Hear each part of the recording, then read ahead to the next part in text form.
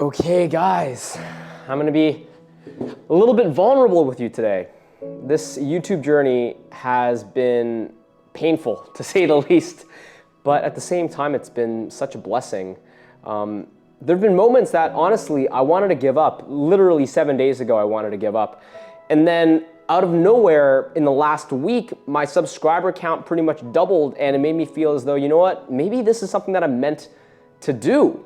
I started releasing my videos January the 24th. This is around 46 days ago. And in that time, I've created 25 videos, and literally this morning when I woke up, I had 100 subscribers. In fact, at the time of recording this, I'm at 115. So things are starting to actually take this exponential trajectory up, which puts a smile on my face, obviously. Truthfully, 100 subscribers is very little. There's a long way to go before I can even say that I'm making good money on YouTube in particular. But I can genuinely say that for the first time in the last month and a half since I started this, I'm excited for the future. I'm excited and optimistic about how this channel could really change my life and allow me to connect with this audience that I'm slowly starting to see. So if you'll indulge me, I want to share a little bit of my vulnerable side today and maybe walk you through some of my reasons for being here, all the ups and downs and emotions and frustrations. And then I'll even go into my day-to-day strategy, the way in which I script my videos, how I manage my production so that you guys can see it. So the first thing is, why did I even begin this journey? The truth is, in the beginning, I didn't want to. It felt like a huge amount of work. My business historically has been built off the back of LinkedIn and Facebook, which is a very quick moving channel. Those things, you could pretty much start generating clients and revenue within a week or two if you know what to do. And on YouTube, it's just a much longer game. I didn't know I had the patience for this. I still don't know, if I'm being entirely honest. But I wanted a long-term brand. I wanted to actually see me leaving a lasting legacy in a way which on those other platforms, I just didn't think would be possible. And you know what? I've been on video before on these other channels and I felt like, I have a decent, okay face. My voice isn't constantly cracking or stuttering every 3rd second, so why not? Let's give it a shot. So what have I learned so far? Oh my God. Well, the major learning is that this stuff takes time. It is slow. And the thing is, I knew this in advance, right? Like, it's not as though I just jumped onto YouTube one day randomly and expected that it would just miraculously just shoot money out of the sky for me. No, I knew this was probably gonna take 6 months to a year before I had any traction, but knowing that theoretically is one thing, but actually being in the process of that first month of uploading and seeing no one care was, honestly, like, it was just discouraging. It was just really discouraging. I mean, check out some of these videos that I first made. Like, this one has 7 views. In fact, most of the videos that I made in the first 3 weeks of releasing, most didn't even have 30 views. And don't get me wrong, it's not like I was expecting 10,000 views or even 1,000 views, but I thought I could at least get 100. You know, especially with the amount of effort that I was putting in. I wasn't just half-assing it. I wasn't just releasing a bunch of low production, BS, no effort content. I was like actually working hard on thumbnails and editing and trying to script out my stuff. And when the content came out and I was getting like 15 views, it was tough, to say the least. What kept me going though was the fact that once in a while I would have a nice comment. I would get a DM and people would be saying, wow, like, you actually have really, really great content. I'm surprised that you don't have more subscribers. That really did keep me going. But the reality is, in these last 45 days, I wasn't just hitting my head against the wall, doing the same thing over and over again when it was failing. No, when I saw poor results, I was actually willing to try an experiment. And I would say that was like a huge learning for me. The fact that initially my first like 10 videos or so were all about building sales teams. And this is what I wanted my channel to be about primarily, if I'm being honest. But when you look at these views here, they weren't doing so well. It didn't feel as though anyone actually cared. And that's when I started experimenting and trying new things, right? I started making content about LinkedIn. I even made a reaction video, stuff that I've enjoyed myself consuming on other people's channels. And I was like, you know what? If what I'm doing right now doesn't work, let me just try some of these other ideas out. And lo and behold, some of them actually took place. Like this LinkedIn video that I released is not that I was trying to make my channel all about like lead generation or growth, but it's something that I'm very good at. And it's something that I know is really important in entrepreneurship to get customers. So this experimentation actually worked out and I'm planning on creating more content like this. And that's the thing, right? Like I looked at the metrics, I was looking at my dashboard, I was seeing actually which videos were hitting, which were actually getting me subscribers and views, and which ones weren't. So I can at least change my approach and try to make sure that I'm progressing in the right direction. And the funny thing is, when I first began my YouTube journey, I thought I wanted to make my editing super on point because all of my favorite YouTubers really did prioritize editing. In the first month, I actually had an editor that I was working with to make sure that everything was super high production quality. But funnily enough, the videos that I just did myself and I didn't spend too much time into the editing, it was literally just a screen share, that actually got the best views, surprisingly. So, I mean, I think editing can still be a huge part of a successful video, but it just goes to show if you're a brand new creator, you don't need to spend a ton of effort the way that I did into making your editing pristine. Your energy, your personality, and the actual subject matter of the video that you're going into probably means more to your audience than the editing itself. And YouTube's algorithm really just cares about how well your audience likes your stuff, right? I guess to wrap it all up from a lessons perspective, you just can't give up. I was actually listening to a podcast the other day about the first people who crossed the Sahara Desert. And this was before maps were a thing, before technology was a thing. And it takes 70 days to cross the Sahara Desert on foot.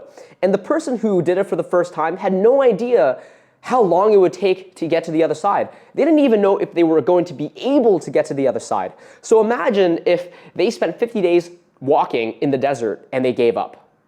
They didn't know that if they just continue walking for another 20 days that they would eventually reach the other side. And that's how I feel about YouTube, right? When I first started, I had no idea about whether or not I would even get to the other side, and if so, how long it would take. And last week I wanted to quit, but here we are, a week later, I'm finally at 100 subscribers, which by no means is a good YouTube channel. Like I have made zero money so far, but I'm starting to see this inflection point, and it just tells me continue to push, continue to persist, don't give up. All right, so let me quickly go into the process of how I actually set up my YouTube strategy, so to speak. I'm the type of person that likes to do a ton of research before going into any project, because if I'm gonna do something, I wanna do it right. And that actually means a month before I even launched, I spent time researching how to do YouTubes well. I looked into thumbnails. I looked into the best way to script YouTube videos. I even bought a camera and a DSLR. And these are a lot of things that, frankly, I think other people shouldn't do, because other people might just get overwhelmed by the amount of information overload, and it might prevent them from just getting started. For me, I know I'm the type of person that I won't feel overwhelmed. I'll just go and research, and then eventually I will do it. So really understand your own personality if you're someone who likes to take action right away and fail forward versus someone who likes to just prime and optimize in advance and then go and try to hopefully crush it on day one. So my process initially was I took a reflection of what I wanted to talk about.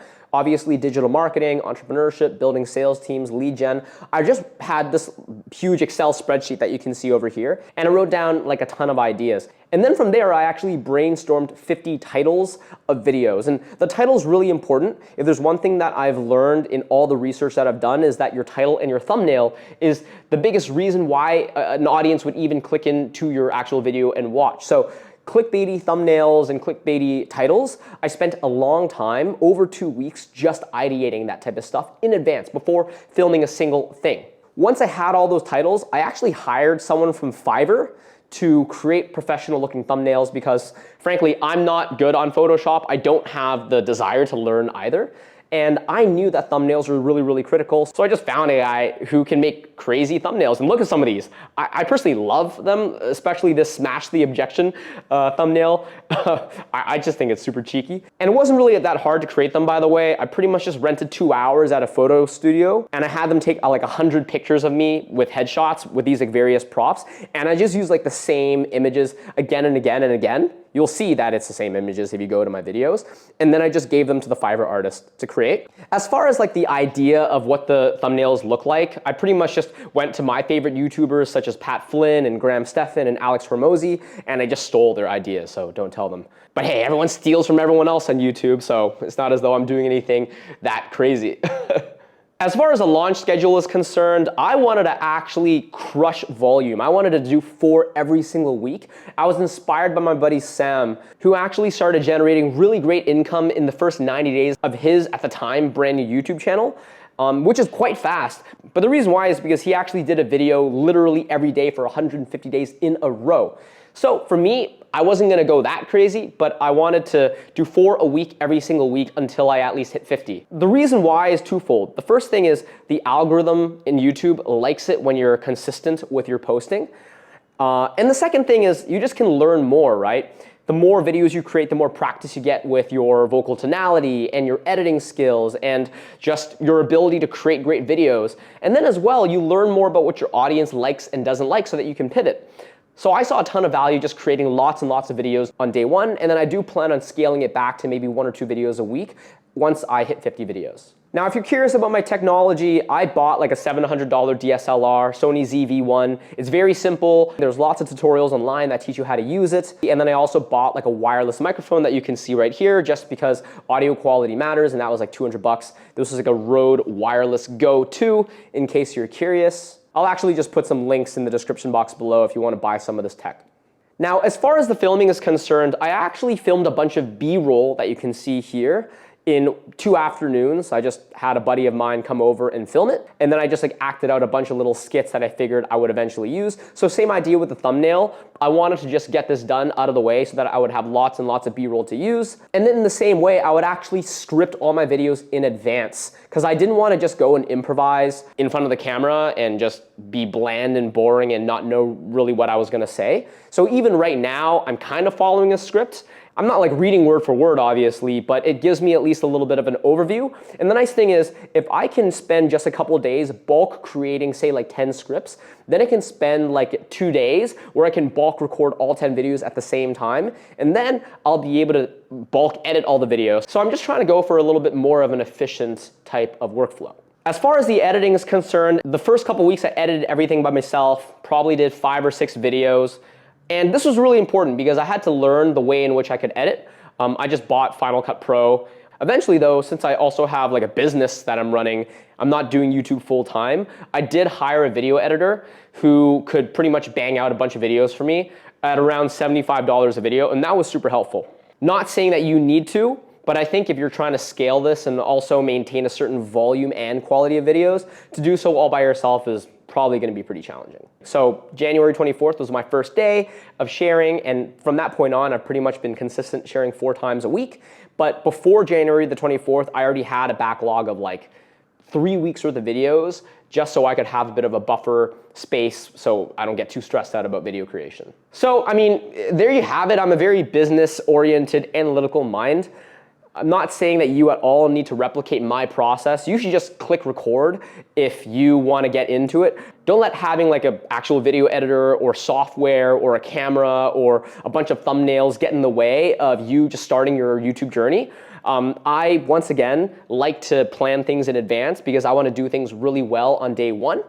And that's just my personality. You have your own unique journey, and I think you should just get started, right? Click record.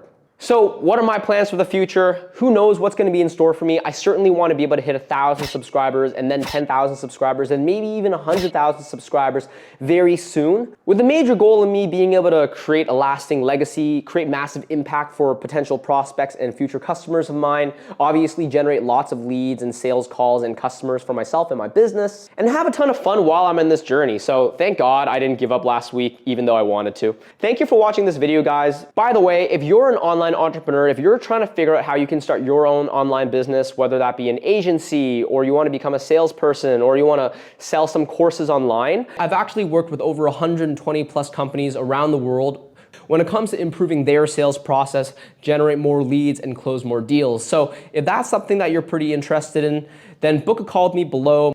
My calendar link is in the description box, and let's have a quick conversation. If you're thirsty for more information, please don't forget to like, comment, and subscribe, and especially hit that notification bell if you haven't already, because that way you can stay in the loop of any new content that I have, and I will see you next time. Cheers.